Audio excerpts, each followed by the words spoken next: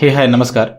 तो आज हम लोग कवर करेंगे इस लेक्चर में भूकंपीय तरंगों को, जिसको हम लोग अंग्रेजी में बोलते हैं सेस्मिक वेव या फिर अर्थक्वेक वेव। इसमें देखेंगे कि भूकंपीय तरंगें क्या होती है, ये कैसे उत्पन्न होती है, इसके क्या क्या टाइप्स होते हैं, कितने प्रकार की ये होती है, और सबसे इंपॉर्टेंट जो है वो एक शैडो जोन होता है, एक छाया क्षेत्र होता है। आपने सुना होगा इसको लेकर के। काफी लोगों को इसके संबंध में कंफ्यूजन होती है कि वो क्या है, कैसे बनता है। वो सारी चीजें मैं आपको यहाँ पे आज क्लियर कर लूंगा। तो आइए फटाफट इसको शुरू करते हैं कि क्या है इसमें। जो भी एनसीईआरटी के पॉइंट ऑफ व्यू से इंपॉर्टेंट है, सारी चीजें हम यहाँ पे डिस्कस करेंगे। तो सबसे पहले क्या होता है कि भूकंपीय तरंगें उत्पन्न कैसे होती है और ये भूकंपीय तरंगें क्या होती है।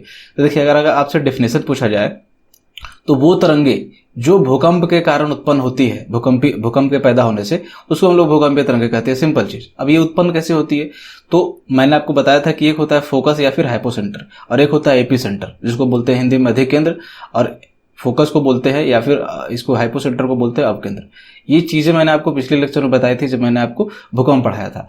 फिलहाल के लिए समझिए कि ये मानिए कि ये धरातल है, यहाँ पे सरफेस है अर्थ का, और यहाँ पे कहीं पे जहां से भूकंप आने के बाद ऊर्जा उत्पन्न होगी, एनर्जी रिलीज होगी, उस पॉइंट को हम लोग बोलेंगे फोकस या फिर अवकेंद्र, हाइपोसेंटर उसको बोलते हैं। सॉरी। और धरातल पे जहां पे फर्स्ट टाइम जो है वो महसूस होती है भूकंपीय तरंगे, उसको बोलते हैं हम लोग, झटके जहां पे फर्स्ट टाइम महसूस होते हैं उसको बोलते हैं हम लोग अधिकेंद्र। ठीक है। तो ये सारी चीजें मैंने आपको पिछले लेक्चर में बताया था। फिलहाल आप फोकस को यहाँ पे ध्यान दीजिए, फोकस को फोकस कीजिए कि उद्गम केंद्र जो होता है वहां से जो होती है ऊर्जा मुक्त होती है भूकंप जब आता है तो। अब इस ऊर्जा की मुक्ति के दौरान क्या होता है कि इससे तरंगे उत्पन्न होती है। कौन सी? भूकंपीय तरंगे उत्पन्न होती है। ठीक है। तो ये आपको समझ में आया होगा कि भूकंपीय तरंगे कैसे बनती है। ये फोकस से जब जो एनर्जी निकलती है उसके कारण भूकंपीय तरंगे जो है वो उत्पन्न होती है। अब ये भूकंप मापी क्या चीज है?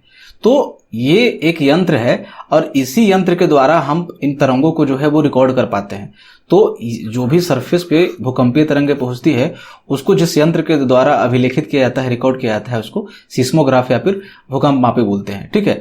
और जब सीस्मोग्राफ पे तरंगे रिकॉर्ड की जाती है तो उसे पता चलता है यहाँ पे कि ये 3 तरह की अलग अलग तरंगे हो रही है यहाँ पे रिकॉर्ड। ठीक है। तो इसी प्रकार से हम लोग 3 प्रकार के तरंगे भी देखेंगे अभी, जो भूकंपीय तरंगे होगी। तो 3 तरह की यहाँ पे तरंगे ये रिकॉर्ड होती है, किस पे? सीस्मोग्राफ पे। अब आगे बढ़ते हैं कि जो भूकंपीय तरंग होती है उसके प्रकार कितने हैं, क्या क्या प्रकार के वो होते हैं। तो देखिए, नॉर्मली अगर आप कहीं कहीं देखेंगे तो 3 प्रकार दिखाएगा, पी, एस और एल। ठीक है। प्राइमरी वेव, सेकेंडरी वेव, प्राथमिक और द्वितीयक तरंगे, और आपका धरातलीय तरंगे। पर जो प्रॉपर जो क्लासिफिकेशन का तरीका है वो ये है कि सब 2 प्रकार इसमें हम सबसे पहले विभाजित करते हैं। पहला भूगर्भिक तरंगे, जिसको बोलते हैं हम लोग बॉडी वेव, और दूसरा है धरातलीय तरंगे। तो ये भूगर्भिक तरंगे किस लिए? ये धरातल के नीचे जो ये सरफेस है वो पृथ्वी के सरफेस के नीचे चलती है, इसीलिए उसको भूगर्भिक बोला जाता है, और ये धरातल पर चलती है इसीलिए इसको धरातलीय तरंगे बोला जाता है। इसके कारण इसको डिवाइड किया गया है। अब इसको भूगर्भिक तरंगे वो 2 प्रकार की होती है, प्राथमिक तरंगे और द्वितीयक तरंगे, प्राइमरी और सेकेंडरी वेव। अब इसमें कुछ फैक्ट है वो देख लीजिए कि पदार्थ का घनत्व जितना ज्यादा होगा, अधिक घनत्व वाले पदार्थों में जो है वो पदार्थों का वेग जो है वो अधिक होता है। यानी कि जितनी ज्यादा डेंसिटी उतनी ज्यादा वेलोसिटी। किसकी? तरंग की। कौन से तरंग की? भूकंपीय तरंगों की। अब है कि जैसे ही पदार्थों की जो घनत्व होगा, उसकी जो डेंसिटी होगी, उसमें डिफरेंस आएगा, उसमें वो बदलेगा जैसे ही, तो इसके कारण जो भूकंपीय तरंगें होती है उसमें परावर्तन और अपवर्तन की प्रक्रिया होती है। परावर्तन आपने वही जो 7th या 6th क्लास में फिजिक्स में पढ़ा होगा। परावर्तन का मतलब है कि तरंगों का सीधे वापस लौट आना। ठीक है। टकराई और वापस लौट आई। अपवर्तन का मतलब है कि वो वापस तो नहीं लौटेगा, पर वो अपना जो ये मूल पथ जा रहा होगा उससे थोड़ा सा इधर हो जाएगा, थोड़ा सा वो अपना दिशा बदल लेगा, जाएगा। तो ये है। तो तरंगों में परावर्तन और अपवर्तन की प्रक्रिया भी होती है भूकंपीय तरंगों में। ठीक है। और वो किस कारण से होता है? वो तब होता है जब पदार्थों के घनत्व में, उसकी डेंसिटी में जो है वो परिवर्तन अचानक हो जाए। सबसे पहले समझिए भूगर्भिक तरंगों को। फर्स्ट ये टाइप देखते हैं। तो मैंने आपको पहले बताया कि जो उद्गम केंद्र होता है, जो फोकस होती है, वहां से ऊर्जा मुक्त होती है, और ऊर्जा मुक्त होने के दौरान जो धरती के अंदर जो तरंगे उत्पन्न होती है वो भूगर्भिक तरंगे ही उत्पन्न होती है। ठीक है ना। और वो जब धरातल पे आएगी तो बनेगी जाकर के, वो मैं आपको बताऊंगा आगे चल के धरातलीय तरंगे कैसे बनती है। तो फिलहाल जो मैंने आपको बताया, ये फोकस के पास जो तरंगे उत्पन्न होती है एक्चुअली वो भूगर्भिक तरंगे है। अब आगे उसको फर्दर क्लासिफिकेशन हम देखेंगे। तो क्योंकि यह पृथ्वी के सतह के नीचे ही उसके अंदरूनी भागों में गमन करती है, इसीलिए उसको कहा जाता है भूगर्भिक तरंगे। अब ये 2 प्रकार की होती है। कौन कौन सी? प्राथमिक तरंगे और द्वितीयक तरंगे। होगा क्या, सबसे पहले यहाँ पे सरफेस पे तरंग पहुंचती है वो पहुंचती है पी तरंग, ठीक है, प्राथमिक तरंग जिसको बोलते हैं प्राइमरी वेव, और पी के बाद कुछ समय के बाद पहुंचती है एस तरंग। तो चूंकि पहले पहुंची पी इसीलिए इसको बोला गया प्राइमरी, और दूसरी बार जो तरंगे पहुंची उसको बोला गया सेकेंडरी। अब इसको देखेंगे आगे, आइए इसको देखते हैं। तो सबसे पहले है प्राथमिक तरंगे या प्राइमरी वेव, इसको पी तरंगे भी कहा जाता है, इसको पी वेव भी कहा जाता है। और ध्यान रखिएगा ये जितने भी भूकंपीय तरंगे होती है उसमें सबसे तीव्र गति से फास्टेस्ट जो मूविंग वो तरंग है वो पी तरंग है, ठीक है। ये धरातल पर सबसे पहले पहुंचती है और सबसे पहले पहुंचने के कारण इसको प्राइमरी वेव कहा जाता है, प्राथमिक तरंग कहा जाता है। इसका जो स्ट्रक्चर होता है वो साउंड वेव की तरह ध्वनि तरंगों के जैसा होता है। इसमें ज्यादा कुछ समझना नहीं है, जो समझने की चीज होगी मैं आपको समझाता चलूंगा, ठीक। और जो सबसे इंपॉर्टेंट चीज जो है इसमें याद रखने का आपको पी वेव के लिए है वो क्या है कि ये तीनों प्रकार के माध्यमों के पदार्थों से गुजर सकती है। कौन कौन तीनों, या तो वो ठोस हो, या तो वो तरल हो, या तो वो गैस हो, ये तीनों प्रकार के माध्यमों से भी वो गुजरेगी, ठीक है। ये सबसे इंपॉर्टेंट फीचर है पी तरंगों का। अब है कि पी तरंगों के जो कंपन की दिशा होती है वो उसके तरंगों की दिशा के क्या होती है, समानांतर होती है, पैरेलल होती है। इस चीज को समझिए। देखिए, एक होता है तरंगों के कंपन की दिशा, डायरेक्शन ऑफ वाइब्रेशन, और एक होता है तरंगों की दिशा कि जिस दिशा में वो गति कर रही है, और एक होता है जिस दिशा में वो कंपन कर रही है। तो दोनों जो है ये पैरेलल होगी। देखिए ये डायरेक्शन है तरंग का, ठीक है, तरंग की दिशा है ये, और इसके जो कंपन की दिशा है वो भी इसी दिशा में है, पैरेलल है। अब क्या है कि ये क्या होगा कि इस दिशा में चल भी रही है और इसी दिशा में इस तरह से वो कंपन भी कर रही है। इसी कारण क्या होगा कि ये जिस दिशा में संचरण करेगी, जिस दिशा में मूव करेगी, उसी दिशा में पदार्थों पे दबाव डालेगी। इसके कारण क्या होगा कि देखिए यहाँ पे उसी पदार्थ में एक्सपेंशन भी होगा और कंप्रेशन भी होगा। पदार्थों में संकुचन और फैलाव की प्रक्रिया होती है। मानिए कि इसके सामने जैसे ये कोई रॉक आएगा, कोई चट्टान आएगी और इस तरह से पी वेव जा रहा है, तो इसका डायरेक्शन भी यही होगा और इसका जो मूवमेंट होगा वो इस प्रकार से होगा। तो इसमें क्या होगा कि वो अचानक से जो है वो प्रेशर डालेगी, ठीक है ना। तो जिस दिशा में संचरित करेगी उसी दिशा में वो चट्टानों में जो है वो प्रेशर डालती है, दबाव डालती है, और उसके कारण चट्टानों में जो है संकुचन एवं फैलाव की प्रक्रिया पैदा होती है। ये आप देख सकते हैं फिगर में। देखिए यहाँ पे एक्सपेंशन फैला और यहाँ पे भी कंप्रेशन हुआ यहाँ पे, क्योंकि जब कोई भी चीज कंप्रेस होगी वो छूटेगी, फिर अचानक वो फैलेगी, ठीक है ना। इसके कारण क्या होता है कि पदार्थों की जो डेंसिटी है उसमें परिवर्तन आता है पी तरंगों के कारण। तो पी वेव में आपको जो सबसे इंपॉर्टेंट फैक्ट याद रखनी है वो है कि ये फास्टेस्ट मूविंग मतलब कि वेव है, ये सबसे तेज गति से चलती है और ये जो है वो तीनों माध्यमों से गुजर सकती है। ये है। आगे है द्वितीयक तरंगे या फिर सेकेंडरी वेव। तो इसको एस तरंगों के नाम से जाना जाता है, एस वेव इसको ही बोलते हैं। और जब पी वेव यहाँ पे सिस्मोग्राफ पे आ जाती है, धरातल पे पहुंच जाती है, उसके कुछ समय बाद जो है ये सरफेस पे आती है, इसीलिए इसको सेकेंडरी वेव बोलते हैं, ठीक है। और इसका जो सबसे इंपॉर्टेंट फीचर है वो केवल ठोस माध्यम में, ठोस जो माध्यम के पदार्थ होंगे उसमें ही जाकर के ये संचरण करेगी, मूवमेंट करेगी, तरल और गैसों में नहीं करेगी ये। तो पी वेव जो है वो तीनों में करेगी, और जबकि ये जो एस वेव होगा वो सिर्फ एक में करेगी, किसमें, ठोस में। ये सबसे इंपॉर्टेंट फीचर है और इसका एक उपयोग है वो मैं आगे आपको बताऊंगा। इससे कैसे पता चलता है कि पृथ्वी के भीतर क्या क्या है वो मैंने आपको पहले भी बताया है पिछले लेक्चर्स में। अब इसका जो कंपन की दिशा होती है, डायरेक्शन जिस दिशा में कंपन कर रही है और ये जिस दिशा में वो गति कर रही है वो एक दूसरे के 90 डिग्री पे होता है, समकोण पे होता है। यानी कि अगर ये इसका डायरेक्शन है, देखिए ये इसके तरंगों की दिशा है, तो इसका जो कंपन होगा वो इस दिशा में होगा, ये 90 डिग्री पे होगा, नीचे ऊपर इस तरह से होगा। इसके कारण क्या होगा कि जैसे ये जब चट्टान से ये गुजर रही है तो जब ये ऊपर की तरफ गति करेगी तो उसमें वो उभार लाएगी और नीचे तरफ जाएगी तो वो गर्त लाएगी। तो ये चीज आपको ध्यान रखने का है कि जो पी वेव होता है वो पैरेलल होती है, दोनों जो ये कंपन की दिशा और तरंगों की दिशा वो समानांतर होता है, जबकि इसमें जो है वो समकोण पे होता है। इसको बोल सकते हैं कि वर्टिकल होता है, ठीक है ना। लेकिन ध्यान रखिएगा राइट एंगल होता है, बिल्कुल 90 डिग्री पे। यानी कि ये जिस पदार्थ से गुजरेगी उसमें उभार और गर्त बनाती है, ये इसमें इंपॉर्टेंट फीचर है। आगे बढ़ते हैं। तो पी वेव हो गया और एस वेव हो गया। अब है धरातलीय तरंगे। धरातलीय तरंगों को ये, हालांकि ये एनसीईआरटी में नहीं दिया गया है, पर आपको जब आगे पढ़ेंगे तो उसमें धरातलीय तरंगों को एल वेव भी बोला जाता है। एल इसलिए क्योंकि इसको लव वेव भी बोला जाता है, ठीक है। ये बस इतना ही समझिए कि इसको एल वेव बोला जाता है, इसीलिए इसको पी, एस और एल तरंगे होती है, 3 प्रकार के भूकंपीय तरंगे जो भी।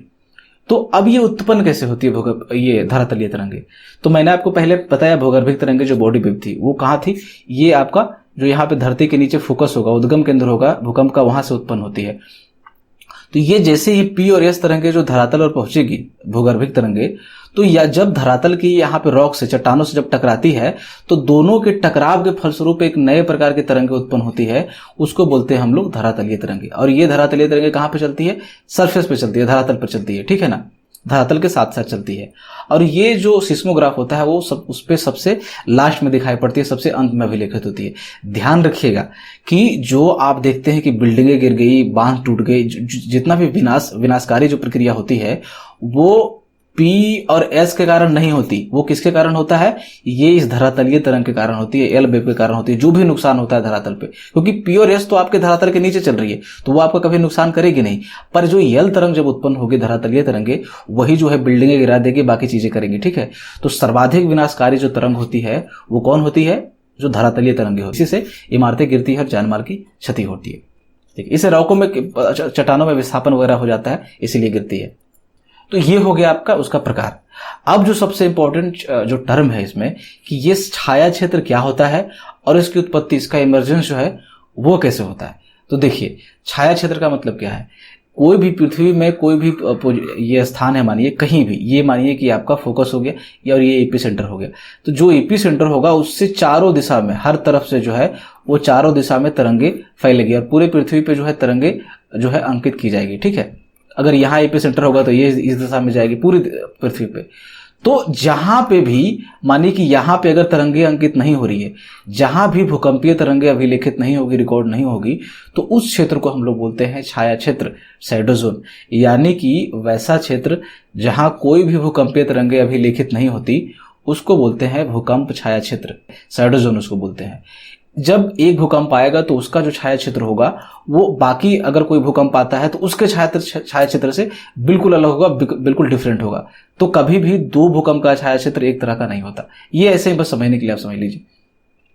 अब क्या होता है कि जो सिस्मोग्राफ है उस पे, ये जैसे ये पृथ्वी है तो यहाँ पे जब भी सिस्मोग्राफ पे अंकित करते हैं, आपको पता है ये चीज, तो जो अधिकेंद्र होता है वहां से हम छाया क्षेत्र को मापते हैं, उसके जो, ठीक है, फोकस से नहीं मापते, ध्यान रखिएगा इस चीज को। छाया क्षेत्र को हम ईपी सेंटर से मापते हैं। तो ये ईपी सेंटर हमेशा सतह पे होता है पृथ्वी के, ठीक है। तो जब भी पृथ्वी के सतह से 105 डिग्री तक जो है वो आपको तरंगे जो है वो दिखेगी, पी और एस जो है, क्योंकि धरातल के अंदर तो पी एस ही दिखेगी, आपको सरफेस वेव तो दिखेगा नहीं, धरातलीय तरंगे। तो 105 डिग्री तक तरंगे आपको दिखती है, लेकिन 105 डिग्री के बाद जो होती है वो तरंगे विलुप्त होना शुरू हो जाती है। और जब तरंगे विलुप्त होएगी, लुप्त होनी शुरू हो जाएगी, तो मैंने आपको बताया जहां पे तरंगे लुप्त होगी, दिखाई नहीं पड़ेगी, उससे छाया क्षेत्र बनता है। तो इसी प्रकार से वो जो है आगे चल के छाया क्षेत्र का निर्माण होगा, शैडो जोन बनेगा, ठीक है। अब ये जो शैडो जोन बनेगा उसको दो भागों में बांटते हैं। कौन कौन? पहला है पी तरंग के कारण जो छाया क्षेत्र बनेगा उसको पी वेव शैडो जोन बोलेंगे, पी तरंग छाया क्षेत्र। और दूसरा है एस तरंग छाया क्षेत्र, एस वेव शैडो जोन। अब समझते हैं दोनों को। सबसे पहले देखिए पी तरंग छाया क्षेत्र होता क्या है कि ये देखिए भूकंप का अधिकेंद्र है, ईपी सेंटर है सतह पे। अब ईपी सेंटर से जब तरंगे चलेगी इधर उधर चारों तरफ, तो क्या होगा कि यहां तक तो तरंगे ठीक आई, देखिए यहां तक आप दिख रहे हैं कि पी वेव चल रही है, एस वेव भी यहां तक आ रही है, सारा दोनों वेव यहां तक आती है। और ये 103 नहीं है, 105 है। किताब में यहाँ पे पिक्चर में 103 दिया है, जबकि लिखा है 5। कई बुक में आपको 105 मिलेगा, कहीं पे 103 मिलेगा। तो और यहाँ पे 142 को आप 145 समझिए, 105 है ये और 145 है ये, ठीक है। तो क्या होता है कि 105 डिग्री तक तो है वो सारी तरंगे आपको दिखती है, पी वेव के लिए भी समझिए, और एस भी दिखती है। इसके बाद पी वेव जो है अब वो अचानक से गायब हो गई, और उसके बाद यहाँ पे देखिए यहाँ तक वो रिकॉर्ड ही नहीं होती है, बिल्कुल गायब रहती है। और उसके बाद फिर ये अचानक 145 डिग्री के बाद फिर से पुनः जो है वो प्रकट हो जाती है दोनों तरफ, ठीक है। तो यहां तक तरंगे जो है वो पी वेव जो है दिखाई ही नहीं पड़ती है, इसीलिए इसको पी वेव शैडो जोन बोलते हैं। अब ये क्यों होता है वो अगर मैं बताना चाहूं तो फिर वो काफी लंबा हो जाएगा वीडियो, चलिए बता देता हूं, ठीक है। होता क्या है कि इसी आधार पर वैज्ञानिकों ने अनुमान लगाया कि देखिए पी वेव यहां तक तो ठीक आई, अपने मूल पथ पे आ रही थी, उसका जो मेन वो रास्ता था उस पे। अब यहां से उसका डायरेक्शन जो है वो चेंज हो गया, वो विचलित हो गई है, यानी कि तरंगों का अपवर्तन हो गया है, रिफ्रैक्शन हो गया है। अब मैंने आपको पिछली स्लाइड्स में बताया था कि तरंगों का अपवर्तन तब होगा जब उसके किसमें, घनत्व में, डेंसिटी में परिवर्तन होगा। इसी आधार पर वैज्ञानिकों ने अनुमान लगाया कि पृथ्वी में इस गहराई के बाद कोई ना कोई ऐसा लेयर है जिसमें अचानक से डेंसिटी में परिवर्तन हो रहा है। फिर यहाँ पे देखिए अब इस जो वो रास्ते पे वो आ रहे, वो उस रास्ते से फिर ये अचानक यहाँ से मुड़े, आप देखिए, यानी कि फिर यहाँ पे डेंसिटी में परिवर्तन आया। यानी कि पी वेव जो है वो हमें बताती है यहाँ इसकी किस चीज के बारे में कि पृथ्वी के अंदर जो है वो घनत्वों में जो है वो अंतर पाया जाता है, ये पी वेव से हमें पता चलता है। ठीक है, तो फिर यही चीज है लिखा हुआ है यहाँ पे देखिए कि भूकंप के अधिकेंद्र से 105 डिग्री से लेकर के 145 डिग्री तक, यहाँ से 105 से 145 तक जो होता है वो पी तरंगों का जो है वो छाया क्षेत्र होता है। और क्यों होता है? क्योंकि यहाँ पे पी तरंगे दिखाई ही नहीं पड़ती है इसीलिए। और 145 डिग्री के बाद पी तरंगे पुनः जो है वो दिखने लगती है, रिकॉर्ड होने लगती है। यानी कि 105 डिग्री से 145 के बीच का छाया क्षेत्र जो होता है वो पी तरंगों के लिए छाया क्षेत्र। अब ये समझ लिया आपने पी तरंगों के लिए। अगला है एस वेव शैडो जोन। अब देखिए क्या है कि फिर यही भूकंप का अधिकेंद्र है, यहां तक जो है एस तरंगे दिखाई पड़ेगी, यहां तक पी तरंगे भी दिखाई पड़ेगी, दोनों दिखाई पड़ेगी। और इसके बाद यहाँ के बाद तो पी भी गायब हो गई थी और एस तो गायब हो गई ही। ठीक है, तो इसके बाद पी तो यहां से कम फिर से आ जाती है, पर एस जो है 105, इसको कीजिए आप, 105 डिग्री के बाद पूरे पृथ्वी में कहीं भी एस तरंगे जो है वो दिखाई नहीं पड़ेगी। यानी कि ये जो पूरा एरिया आप देख रहे हैं वो एस तरंगों के लिए जो है वो छाया क्षेत्र है। पी वेव के लिए छाया क्षेत्र इतना बड़ा था पी तरंग के लिए, जबकि एस के लिए इतना बड़ा है। यानी कि जो एस तरंगों का छाया क्षेत्र है वो पी वेव के वो तरंग के छाया क्षेत्र से वो काफी ज्यादा बड़ा है। ठीक है, अब यहां से एस तरंगे गायब क्यों हो गई? देखिए, मगर ये बताना चाहूँ आपको, होता क्या है कि यहां से अचानक से जो है वो यहां तक तो ठोस पदार्थ होता है, उसके बाद से अचानक से पदार्थों का माध्यम बदल जाता है। मैंने आपको क्या बताया कि जो एस तरंगे है वो सिर्फ ठोस से गुजर सकती है, ठीक है, सॉलिड से। उसके बाद जब गायब हुई तो वैज्ञानिकों ने, देखिए वैज्ञानिक तो इतनी गहराई पे जाकर के खोद करके तो नहीं देखेंगे कि क्या है। अब उनको पता कैसे चला कि पृथ्वी में कोई वैसा लेयर है जो तरल है, या फिर पृथ्वी में घनत्वों में अंतर आता है पदार्थों के जब हम सतह को बदलते हैं तो? ठीक है, कैसे पता चला? वो इन्हीं तरंगों के आधार पर पता चला। तो ये यशबे भी हमको बताता है कि कोई वैसा तो लेयर है जहां पे वो ठोस ना होकर के तरल अवस्था में है। अगर वो ठोस होती तो वो पूरी पृथ्वी अगर ठोस होती तो सभी पूरे पृथ्वी में जो है वो एस वेव दिखाई पड़ती, एस वेव अभिलेखित होती, कोई भी छाया क्षेत्र नहीं होता। ठीक है ना? तो एस वेव से हमें पता चलता है कि पृथ्वी का जो कोई भी भाग ऐसा है जो ठोस तो बिल्कुल नहीं है। तो वही कहा जा रहा है कि जो अधिकेंद्र है उसके 105 डिग्री के बाद एस तरंगे जो है बिल्कुल जो गायब हो जाती है, उसका अभिलेखन नहीं होता। यानी कि ये 105 डिग्री के बाद जो है वो एस तरंगों के लिए छाया क्षेत्र है। और चूंकि मैंने आपको बताया कि पी का इतना है और एस का पूरा यहां से यहां तक है, तो एस तरंगों का जो छाया क्षेत्र होता है वो पी तरंगों के छाया क्षेत्र से काफी ज्यादा विस्तृत है, बड़ा है। ठीक है, और एक चीज फिर आप यहाँ पे ध्यान रखिए, मैंने आपको नहीं बताया कि अब जो यहां से ये वाला पोर्शन मैंने आपको जो बताया था कि ये जो पोर्शन है 105 से लेकर के 145 तक है, क्योंकि 105 के बाद तो एस भी नहीं दिखती और पी भी नहीं दिखता, पी यहां से दिखने लगती है। तो ये जो पोर्शन है वो पी के साथ साथ एस तरंगों के लिए भी छाया क्षेत्र, इस चीज को ध्यान रखिएगा। शुरुआत में मैंने आपको इसलिए नहीं बताया कि आपको फिर वो ओवरलैप हो जाएगा दिमाग में तो समझ में नहीं आएगा। तो 105 से 145 के बीच का जो छाया क्षेत्र है वो पी तरंगों के लिए तो है ही, साथ में एस तरंगों के लिए भी है। ठीक है जी, तो 105 से 145 तक पी तरंगों के साथ साथ एस तरंगों के लिए भी छाया क्षेत्र है। तो ये था आज का लेक्चर, आई होप आपको समझ में आया होगा। तो thanks for watching, thank you. अगर ये वीडियो अच्छा लगा तो इसे लाइक करें, हमसे जुड़ने के लिए हमारे इस चैनल को सब्सक्राइब करें और इस घंटे वाले बटन को जरूर दबाएं ताकि जो भी वीडियो इस चैनल पे अपलोड हो वो सीधे आप तक पहुंच सके। और इस वीडियो को ज़्यादा से ज़्यादा शेयर करें ताकि अन्य विद्यार्थियों को भी इससे फ़ायदा पहुंच सके।